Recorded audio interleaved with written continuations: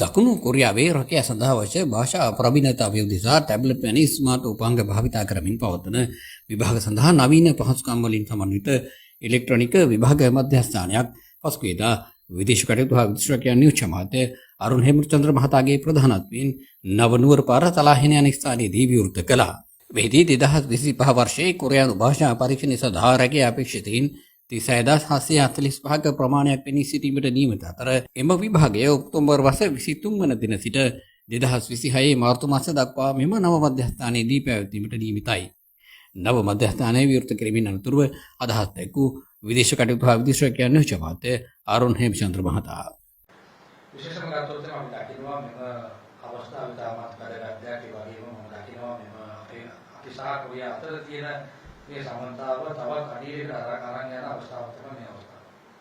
විශේෂයෙන් ඉතාමත් නූතන මේ යුකිටොස් කියන මේ ටැබ් තාක්ෂණය හරහා සජීවී තාක්ෂණය හරහා මෙම විභාගයේ පවත්වීමට අපි සූදානම් වෙන එක ඉතාමත් වැඩගත් මොහොතක්.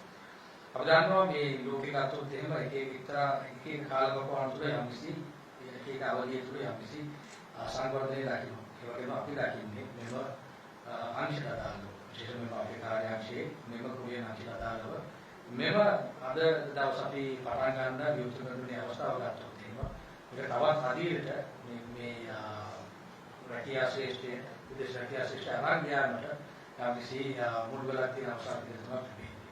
ඒ වගේම තමයි දකිනවා මේක මෙතනින් විතරක් නවත්තන්න ඕන එකක් නෙවෙයි. මේ තාක්ෂණය හරහා අපිට පුළුවන් තවත් මේ ශ්‍රේෂ්ඨ ප්‍රවර්ධන කරන්න. ඒ වගේම අනිකුත් අංශවලට මේ වගේ තාක්ෂණ අපිට අනුමත දෙන්න අපේ යම්කිසි අවස්ථාවක් නිර්මාණය වෙලා තියෙනවා. ඒ වගේම තමයි විශේෂයෙන්ම ගත්තොත් මම හැමදාම කියන දේ තමයි මේ රටේ විදේශ රැකියා ශ්‍රේෂ්ඨ අදාළ ඒ හිමිතන අපි ලබා දෙන්න ඕනේ. අද අපේ රටේ විදුලි කප්පාදුවක් නැතුව, ඒ වගේම බෙහෙත් ප්‍රශ්නයක් නැතුව, බෙහෙත් ඉගයක් නැතුව, ඒ වගේම තෙල් පෝලිමක් නැතුව, කිරිපිටි ප්‍රශ්නයක් නැතුව මේ රට සාමාන්‍ය පරිදි මේ සුපුරුදු විදියට මේ රට පවත්වගෙන යනවා.